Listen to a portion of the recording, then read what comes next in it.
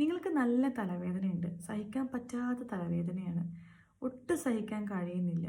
അത്രയും ആ ഒരു വേദനയിൽ ഇരിക്കുന്ന സമയത്ത് നമ്മുടെ കുട്ടികൾ വന്നിട്ട് എന്തെങ്കിലും വന്ന് നമ്മളോട് ഷെയർ ചെയ്യുന്ന സമയത്ത് നമ്മൾ അതെങ്ങനെയായിരിക്കും എടുക്കുക?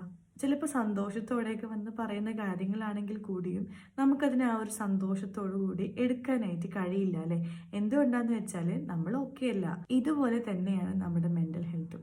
നമ്മൾ സ്ട്രെസ്ഡ് ആണ്, നമ്മൾ വീക്കാണ്, നമ്മൾ ഭയങ്കര സങ്കടത്തിലാണ്, ഫുള്ള് നെഗറ്റീവ് ഇമോഷൻസ് കടന്നു പോയിക്കൊണ്ടിരിക്കുന്ന സമയത്ത് എന്ത് ഹാപ്പി ന്യൂസ് വന്നാലും എന്ത് തന്നെ നമ്മുടെ ലൈഫിൽ സംഭവിച്ചാലും അതിനത്രമാത്രം ഉൾക്കൊള്ളാനോ അല്ലെങ്കിൽ അതിൽ സന്തോഷം കണ്ടെത്താനോ കഴിയണമെന്നില്ല.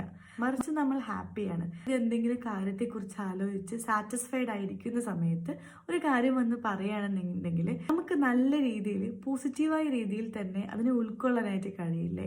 അതിൻ്റെതായിട്ടുള്ള മാറ്റം നമുക്ക് അനുഭവിച്ചറിയാനായിട്ട് കഴിയില്ലേ? സോ എന്ത് നടക്കുന്നു എന്നതിലല്ല, മറിച്ച് നമ്മൾ ആ കാര്യത്തെ ഏത് രീതിയിൽ എടുക്കുന്നു എന്നതിലാണ് അതിൻ്റെ റിസൾട്ട് കിടക്കുന്നത്.